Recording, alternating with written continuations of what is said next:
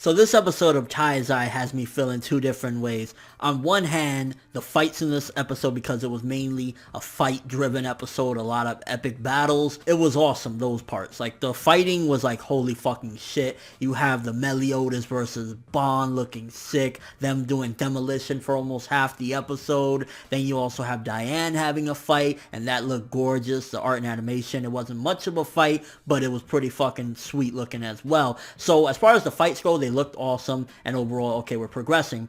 But on the other half, this episode definitely felt like the pacing is just getting rapidly faster. I'm starting to notice as each and every episode of the series goes by, they're starting to go a lot quicker. Like, I honestly wouldn't be surprised if initially they had plans to probably just do the 9 volumes that they said. I believe they said they were going to do the first 9 volumes, but then ultimately the mangaka wrapped up this major arc and everything with the 100 chapters, so I wouldn't be surprised if they're just going to do the first 100 chapters and they kind of threw out the initial plan, and that's why it's going super fast, because even in this episode, some events that I don't remember necessarily if they were foreshadowed and had these little pieces in it in the manga at this particular point, but yeah, it's definitely starting to look like it's going very fast, and I'm really hoping that we don't go like an anime only route, because sometimes, you know, it still can be entertaining and it still could be good, but with, in particular, Taizai, I honestly was hoping for, like, you know, we can keep on going and eventually get another season and another season, so it's getting me a little bit worried what's happening. So again, the first 9 minutes was Meliodas and Bond just going at it, fucking blow for blow. Meliodas, you can definitely see at the end of the day, has the upper hand ultimately, because he has this inherent strength and this inherent ability. Like, we've already seen it foreshadowed before, the black mark on his forehead, and then we've seen it again in this episode where he just literally squashed Bond's fucking wrist. I was like, brutal as fuck, and he just kicked Bond's ass. Ultimately, this episode showed why, while Bond is awesome and King is dope and Diane is hot as fuck, ultimately Meliodas is the leader for this reason, because at the end of the day, his counter and every ability he has will fuck your shit up. And it's crazy how one of the biggest reasons why Bond like has this weird boner for him is that he's so fucking strong and he'll kick his ass. He was like, I only get this thrill with you, and then we get a little bit of a flashback, which, by the way, Jesus Bond is best Bond. He just looks so beast when he has that fucking beard and everything. But yeah, we get a little bit more exposition into their background and where they kind of came from and kind of their relationship and everything. And ultimately, that fight was awesome. You can argue that maybe it was fast-paced. I personally think it was fast-paced. I think that we should have had another maybe 5, possibly even 10 minutes of that fight, making it a little bit slower, because it was just epic as fuck. It was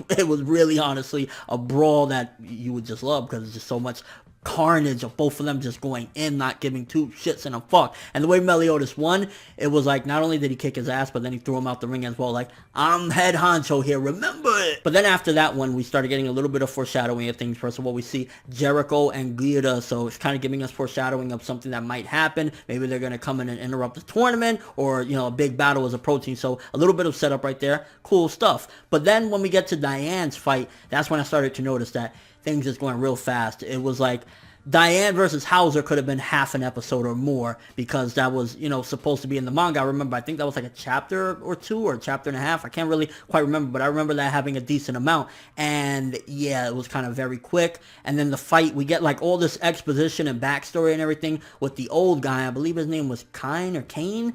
And the backstory and everything with the fight with Meliodas, we just get it like that. Like, it was like the first 9 minutes is Bond and Meliodas, and then a few more minutes is just Diane whipping Hauser's ass, and then a few more minutes exposition of this old guy that apparently has history, and we get a little bit of foreshadowing into the sin that basically Meliodas committed, and it's like, it's going so fast now. What happened? We had some really good pacing. Yeah, it was a little bit, you know, kind of on the up and up, but it wasn't like this. Like, we're just going very fast, and it's like, yeah, I like my fast pacing, but not too fast where you're just like glossing over everything. Also, gotta note that they are definitely doing the fan service. I mean, it was in the manga, but I just don't remember it being as distracting, just seeing Diane's gigantic chest all in your face with a naked Elizabeth on the inside. It's like, yeah, they want to let you know Diane has a rack, regardless if she's a giant or not. And then at the end of the episode, we get the setup for Meliodas versus Diane for the final fight. I like how they kind of threw in a little bit of comedy that actually was genuinely funny, and also at the same time has served the plot. I like when comedy can actually serve the plot, where Bond was like, I want to see a serious fight, so he paid those bitches to basically pretend like they like Meliodas, so that way Diane would get upset and we'd have a proper match. So while you're throwing in comedy, you're connecting it to the plot, so it's not just senseless comedy. So good shit there with that part. But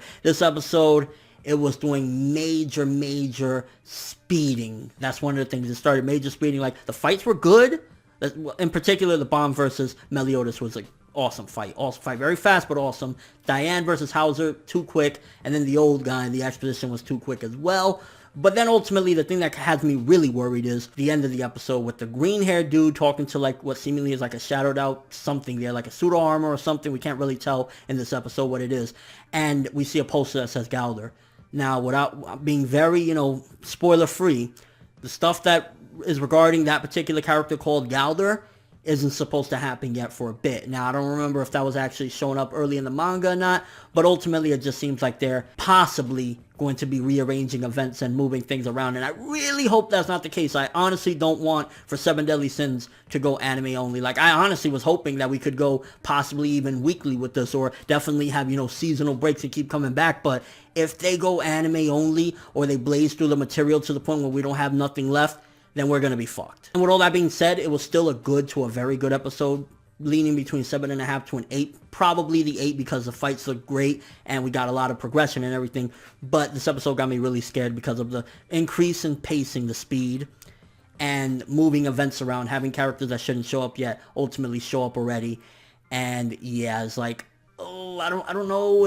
I really hope they don't go anime only with this one. But let me know what you thought of this episode. First of all, Bomb versus Meliodas. What do you think about that fight? Also, what do you think about them kind of switching events around? Is it getting you scared? What do you think about the pacing?